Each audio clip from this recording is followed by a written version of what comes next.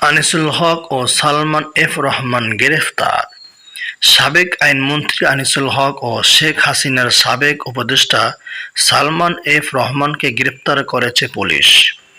DMP commissioner Mainul Hasan বিষয়টি নিশ্চিত করেছেন।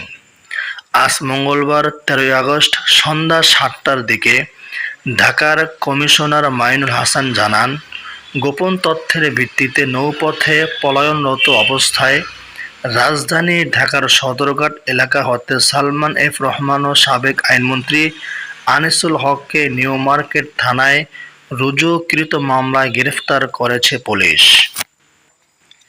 দেশে শুরু হওয়া কোটা সংস্কার আন্দোলন ঘিরে ছাত্র জনতার অভ্যুত্থানের মুখে গত 5ই আগস্ট পদত্যাগ করে দেশ ছাড়েন শেখ হাসিনা।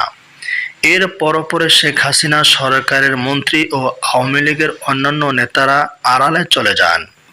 সালমান এফ রহমানের আজ গ্রেপ্তার হওয়ার খবর এলেও ভারতীয় গণমাধ্যমে এর আগে দাবি করা হয়েছিল তিনি শেখ হাসিনার সঙ্গে দেশ ছাড়েন।